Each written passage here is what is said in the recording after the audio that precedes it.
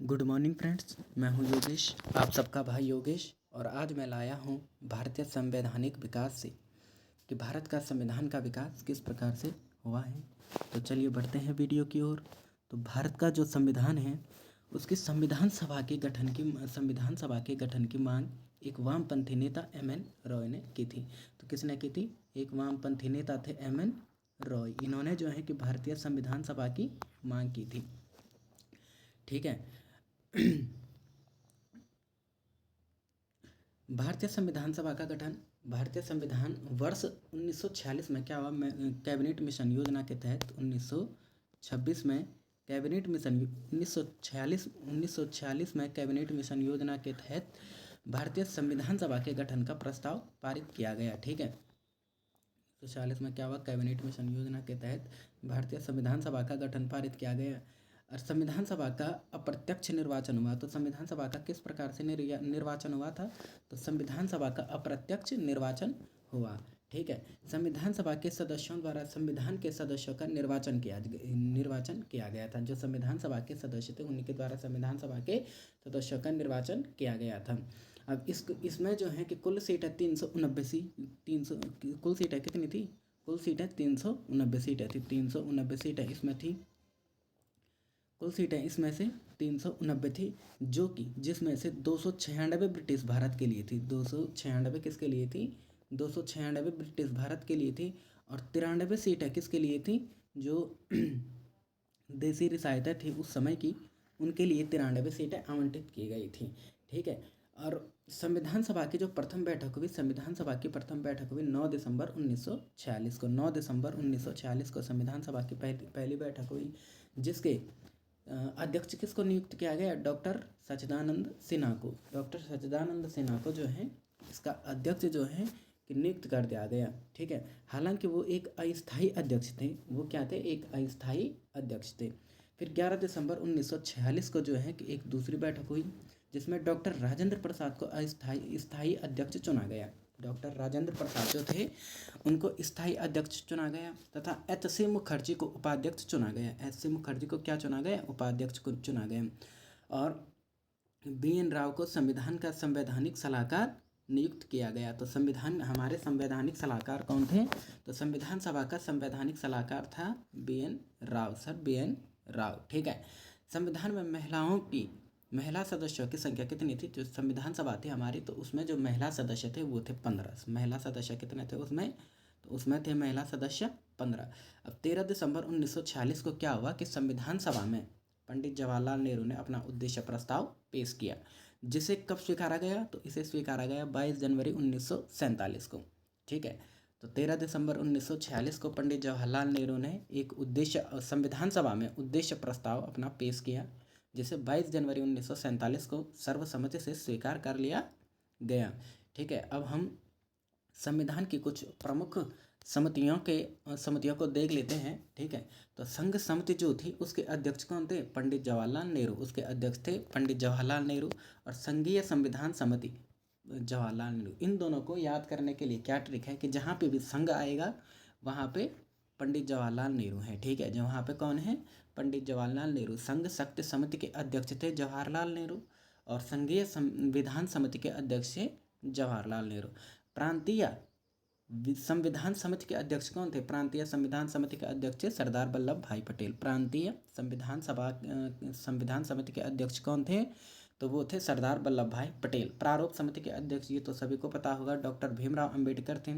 मौलिक अधिकार एवं अल्पसंख्यक संबंधी समिति के अध्यक्ष कौन थे? तो मौलिक अधिकार एवं अल्पसंख्यक संबंधी समिति के अध्यक्ष थे सरदार वल्लभ भाई पटेल। सरदार वल्लभ भाई पटेल। ठीक है। और राष्ट्रीय ध्वज संबंधी तथार्थ समिति के थे डॉक्टर राजेंद्र प्रसाद। ठीक है। डॉक्टर राजेंद्र प्रसाद, ये हमारे देश के पहले राष्ट्रपति भी थे। अब क्या हुआ कि 26 जनवरी 1949 को संविधान द्वारा संविधान पारित कर लिया गया। 26 जनवरी 1949 को संविधान के द्वारा क्या हुआ कि संविधान पारित कर लिया गया। 26 जनवरी 1950 को संविधान सभा द्वारा पारित किए गए, जो इन्होंने 26 जनवरी 1949 को संविधान पारित किया, उसमें 22 भाग थे। उसमें 22 भाग थे और 395 अनुच्छेद थे। उसमें कितने भाग थे? उसमें 22 भाग थे और 395 अनुच्छेद थे और 8 अनुसूचियाँ थी, ठीक है। उसमें सिर्फ क्या था, 22 भाग, 8 अनुसूचियाँ और 395 अनुच्छेद। अब वर्तमान में कितने हैं, वर्तमान में है 465 अनुच्छेद, 25 भाग और 12 अनुसूचियाँ, ठीक है। वर्तमान में 465 अनुच्छेद हैं, 25 भाग हैं और 12 अनुसूचियाँ हैं, ठीक है। ये हैं यहाँ पे वर्तमान में लगभग 465 अनुच्छेद हैं, 25 भाग हैं और 12 अनुसूचियाँ हैं। संविधान निर्माण में कुल कितना समय लगा, तो संविधान निर्माण में समय लगा 2 वर्ष 11 माह और 18 दिन। संविधान निर्माण में कुल कितना समय लगा, 2 वर्ष 11 माह और 18 दिन का समय लगा। और 60 देशों के संविधान का अध्ययन करके जो है कि हमारे देश का संविधान बना है। 60 देश के संविधानों को पढ़कर हमारे देश का जो है कि संविधान का निर्माण किया गया है। सबसे लंबा लिखित संविधान जो है कि भारत का संविधान है। सबसे लंबा लिखित संविधान कहाँ का संविधान है, तो वो है भारत का संविधान, ठीक है। संविधान सभा की अंतिम बैठक जो हुई थी 24 जनवरी 1950 को हुई थी। संविधान सभा की अंतिम बैठक कब हुई, तो संविधान सभा की अंतिम बैठक 24 जनवरी 1949 को हुई। 24 जनवरी 1950 को भारत का संविधान 26 जनवरी 1950 को क्या हुआ कि भारत का संविधान पूर्ण रूप से लागू हो गया था। अब संविधान के लागू होने की तिथि के रूप में इसे गणतंत्र दिवस मनाया जाता है। भाई 26 जनवरी की डेट क्यों रखी गई, क्योंकि इस दिन क्या हुआ था, 26 जनवरी के दिन 26 जनवरी 1923 को जो भारतीय राष्ट्रीय कांग्रेस थी उसके ने क्या किया कि लाहौर में उनका अधिवेशन था और पंडित जवाहरलाल नेहरू ने उस दिन जो है कि 26 जनवरी 1923 को 26 जनवरी 1923 को इन्होंने पूर्ण स्वराज्य दिवस मना लिया था। 26 जनवरी 1923 को पंडित जवाहरलाल नेहरू ने लाहौर अधिवेशन में पूर्ण स्वराज्य दिवस मनाया। अब इन्होंने इस डेट को जो है कि महत्वपूर्ण बनाए रखने के लिए क्या किया कि जो ये 24 जनवरी को 1949 को हमारा संविधान पारित हुआ था, इन्होंने इस डेट को चेंज करके 26 जनवरी को रखा गया, 26 जनवरी की डेट को महत्वपूर्ण बनाने के लिए, ठीक है। इसलिए 26 जनवरी को हमारा जो 26 जनवरी 1950 को भारतीय जो संविधान है पूर्ण रूप से लागू हो गया और उस दिन को गणतंत्र दिवस के रूप में मनाया जाता है। 24 जनवरी 1950 को क्या हुआ कि हमारे देश के प्रथम जो राष्ट्रपति थे डॉक्टर राजेंद्र प्रसाद को नियुक्त किया गया और संविधान सभा ने राष्ट्रीय ध्वज कब अपनाया, राष्ट्रीय ध्वज अपनाया गया 22 जुलाई 1947 को। राष्ट्रीय ध्वज को अपनाया गया 22 जुलाई 1947 को। और राष्ट्रीय ध्वज का जो डिजाइन है वो किसने तैयार किया था, तो वो किया था पिंगली वेंकैया ने, ठीक है। राष्ट्रीय ध्वज का जो प्रारूप है या राष्ट्रीय ध्वज का जो डिजाइन है उसको किसने तय किया था, किसने बनाया था, तो वो था पिंगली वेंकैया। और 3:2 है इसका, 3:2 है, ठीक है। ध्वज तथा 24 जनवरी 1950 को राष्ट्रीय गीत और राष्ट्रीय गान, 24 जनवरी 1950 को राष्ट्रीय गीत और राष्ट्रीय गान को अपनाया गया, ठीक है। राष्ट्रीय गीत को जो गाने का समय है वो है 65 सेकंड, ठीक है, वो है 65 सेकंड। और राष्ट्रीय गान को जो गाने का समय है वो 52 सेकंड। राष्ट्रीय गान की पहली और अंतिम जो पंक्ति हैं वो 20 सेकंड में गाई जाती हैं। राष्ट्रीय गान की जो पहली और अंतिम पंक्ति हैं वो गाई जाती हैं 20 सेकंड में, ठीक है। अब संविधान के स्रोतों की बात कर लेते हैं कि जो हमारा ये संविधान है उसमें जो 60 देशों के आकलन करके बना हुआ है, ठीक है। तो कहाँ से क्या क्या चीज़ें लाई गई हैं वो देखते हैं कि ब्रिटेन के संविधान से संसदीय प्रणाली कहाँ से ली गई है। ब्रिटेन के संविधान से एकल नागरिकता, भारत में एकल नागरिकता है और विधि का शासन आदि, ये सब कहाँ से लिए गए हैं, तो ये लिए गए हैं ब्रिटेन से, ठीक है। संयुक्त राज्य अमेरिका से क्या क्या लिया गया है, मूल अधिकार आते हैं हमारे अनुच्छेद 12 से लेकर 35 में। और भाग कौन सा है, ये भाग 3 है, ठीक है। न्यायपालिका व्यवस्था आ गई, ठीक है। न्यायिक पुनरावलोकन का सिद्धांत कहाँ से आया है, अमेरिका से। उपराष्ट्रपति का पद वहाँ से आया है, अमेरिका से, ठीक है। राष्ट्रपति पर महाभियोग अमेरिका से आया है। उच्च न्यायालय वो न्यायाधीशों का हटाया जाना भी कहाँ से आया है, तो ये भी आया है कहाँ से, संयुक्त राज्य अमेरिका से, ठीक है। अब हम कनाडा की ओर देख लेते हैं, कनाडा में क्या क्या आया है। कनाडा में क्या आया है, तो कनाडा से आया है संघात्मक व्यवस्था। संघात्मक व्यवस्था कहाँ से आई है, कनाडा से, जो राज्यपाल की नियुक्ति की जाती है, तो राज्यपाल का पद कहाँ से आया है, वो भी कनाडा से आया है। जो हमारे देश में अवशिष्ट शक्तियाँ हैं, अवशिष्ट शक्तियाँ किसके पास दी गई हैं, तो अवशिष्ट शक्तियाँ दी गई हैं किसके पास, संसद के पास, केंद्रीय संसद के पास, ठीक है। अवशिष्ट शक्तियाँ संसद के पास या केंद्र के पास दी गई हैं, ठीक है। आयरलैंड में नीति निदेशक तत्व जो हमारे हैं, आयरलैंड में भाग 4 अनुच्छेद 36 से 51 में हमारे नीति निदेशक तत्व हैं। तो ये कहाँ से लिए गए हैं, नीति निदेशक तत्व जो लिए गए हैं वो लिए गए हैं कहाँ से, नीति निदेशक तत्व कहाँ से लिए गए हैं, तो नीति निदेशक तत्व आयरलैंड से लिए गए, नीति निदेशक तत्व आयरलैंड से लिए गए हैं, ठीक है। राष्ट्रपति की निर्वाचन पद्धति, राष्ट्रपति की निर्वाचन पद्धति भी कहाँ से ली गई है, तो ये भी ली गई है, राष्ट्रपति की निर्वाचन पद्धति कहाँ से ली गई है, राष्ट्रपति की निर्वाचन पद्धति ली गई है कहाँ से, आयरलैंड से। राष्ट्रपति का निर्वाचन होता है एकल संक्रमण पद्धति से, एकल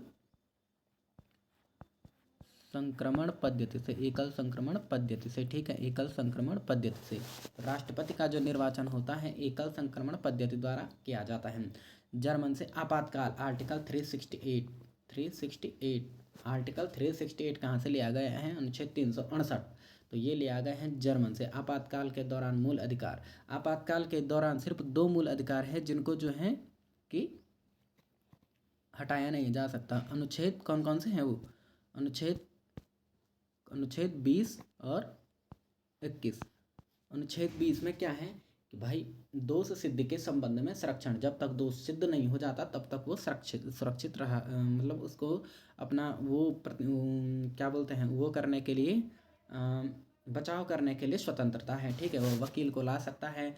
अनुच्छेद 21 कहता है कि हमारे जो जीवन जीने की स्वतंत्रता होती है, प्राण एवं दैहिक स्वतंत्रता जिसको हम कह सकते हैं, ठीक है। तो ये 2 आर्टिकल है जिनको आपातकाल के दौरान स्थगित नहीं किया जा सकता है, ठीक है, बाकी सबको स्थगित किया जा सकता है। उसके बाद आते हैं हम सोवियत संघ से। मूल कर्तव्य, मूल कर्तव्य हमारे कितने हैं, 11, अब 11 हो चुके हैं, ठीक है। मूल कर्तव्य सोवियत संघ से लिए गए हैं, भाग 4 के क में है ये, और अनुच्छेद है 51 में ही, अनुच्छेद 51 में ही ये 11 के 11 है। दक्षिण अफ्रीका से संविधान संशोधन की प्रक्रिया, संविधान संशोधन अभी मैंने बता दिया था 359 के तहत होता है। संविधान संशोधन किसके तहत होता है, तो संविधान संशोधन होता है 359 के तहत। अब हम जापान की बात करते हैं, तो जापान से क्या लिया गया है, जापान से लिया गया है नहीं, इसमें थोड़ा दक्षिण अफ्रीका में एक पॉइंट और है कि राज्यसभा सदस्यों का निर्वाचन, राज्यसभा सदस्यों का निर्वाचन जो है, राज्यसभा के जो सदस्य हैं उनका निर्वाचन आदि, ये व्यवस्था कहाँ से ली गई है, तो ये व्यवस्था ली गई है दक्षिण अफ्रीका से, ठीक है। और यहाँ पर जो है कि 12 सदस्यों का जो चयन होता है वह राष्ट्रपति कर सकता है, राष्ट्रपति कर सकता है 12 सदस्यों का चयन, ठीक है। उसके बाद जो ये राज्यसभा में सीटों का मतलब अनुसूचित जाति और जनजाति को वो किस अनुसूची में है, तो वो अनुसूची 4 में है, अनुसूची वेतन दो, हाँ अनुसूची 4 में, अनुसूची जो 4 है हमारी उसमें राज्यसभा में सीटों का वितरण है अनुसूची 4 में, ठीक है, अनुसूची है ये, ठीक है, अनुसूची 4 में। जापान में विधि द्वारा स्थगित प्रक्रिया, जापान में क्या लिया गया है, जापान से विधि द्वारा स्थगित प्रक्रिया लिया गया है, जापान से विधि द्वारा स्थगित प्रक्रिया लिया गया है, जापान से क्या लिया गया है, विधि द्वारा स्थगित प्रक्रिया, ठीक है। अब हम आगे बढ़ते हैं, अब आते हैं हम संविधान की प्रस्तावना की ओर कि भाई संविधान की प्रस्तावना क्या है। तो संविधान की प्रस्तावना क्या है कि भाई हम भारत के लोग भारत को एक प्रभुत्व संपन्न समाजवादी पंथ निरपेक्ष और लोकतांत्रिक गणराज्य बनाने के लिए एवं इसके समस्त नागरिकों को सामाजिक आर्थिक राजनीतिक न्याय, सामाजिक हो गया, आर्थिक हो गया, राजनीतिक न्याय, विचार अभिव्यक्ति, विश्वास, धर्म की उपासना, ठीक है, स्वतंत्रता और प्रतिष्ठा और अवसर की समता प्राप्त करने के लिए उस सब में व्यक्ति की गरिमा और राष्ट्र की एकता और अखंडता को सुनिश्चित करने वाली बंधुत्व बढ़ाने के लिए दृढ़ संकल्पित होकर आज अपनी इस संविधान सभा में 26 नवंबर 1949 को अंगीकृत अधिनियम और आत्मसमर्पित करते हैं। तो ये हमारी, तो क्या है हमारी, हम भारत के लोग भारत को एक प्रभुत्व संपन्न समाजवादी धर्मनिरपेक्ष लोकतंत्रात्मक गणराज्य बनाने के लिए एवं इसके समस्त नागरिकों को सामाजिक आर्थिक और राजनीतिक न्याय, कितने न्यायों की बात की गई है संविधान में, तो 3 प्रकार के न्याय हैं, संविधान में कितने न्यायों की बात की गई है? प्रश्न आता है। संविधान की प्रस्तावना में 3 प्रकार के न्याय हैं, सामाजिक न्याय, आर्थिक न्याय और राजनैतिक न्याय। ठीक है, सामाजिक, आर्थिक और राजनैतिक न्याय। विचार, अभिव्यक्ति, धर्म, विचार हो गया, अभिव्यक्ति हो गया, धर्म, विश्वास, धर्म, उपासना की स्वतंत्रता। कितने प्रकार के? 5 प्रकार की स्वतंत्रता दी गई है। ठीक है, विचार हैं, अभिव्यक्ति हैं, विश्वास, धर्म और उपासना की स्वतंत्रता। प्रतिष्ठा और अवसर की समता, प्रतिष्ठा और अवसर की समता के लिए, प्रतिष्ठा और अवसर की समता के लिए उन सब में व्यक्ति की गरिमा और राष्ट्र की एकता और अखंडता को सुनिश्चित करने वाला बंधुत्व बढ़ाने के लिए दृढ़ संकल्पित होकर आज अपनी इस संविधान सभा में 26 नवंबर 1949 को अंगीकृत, अधिनियमित और आत्मसमर्पित करते हैं। इसमें एक पॉइंट ये है कि 42वां संविधान संशोधन अधिनियम 1976 में हुआ था। तो कौन सा संविधान संशोधन अधिनियम? तो ये हुआ था कौन सा संविधान संशोधन अधिनियम था? तो ये था 42वां संविधान संशोधन अधिनियम। 42वां संविधान संशोधन था। अब कब हुआ था ये? तो ये हुआ था 1976 में। ठीक है, 42वां संविधान संशोधन अधिनियम 1976 में हुआ, जिसमें क्या किया गया? प्रस्तावना में 3 शब्द जोड़े गए। अब कौन थे वो 3 शब्द? तो वो थे 3 शब्द, समाजवाद, पंथनिरपेक्ष और लोकतंत्रात्मक। समाजवादी, पंथनिरपेक्ष और लोकतंत्रात्मक। ठीक है, तो ये 3 शब्द जो है कि 42वें संविधान संशोधन अधिनियम में जोड़े गए थे। तो ये था हमारा आज का वीडियो। आई होप आपको ये वीडियो अच्छा लगा होगा, और अगर अच्छा लगा है तो मेरे वीडियो को लाइक करें, शेयर करें और कमेंट करें और सब्सक्राइब करें। जय हिंद, जय भारत।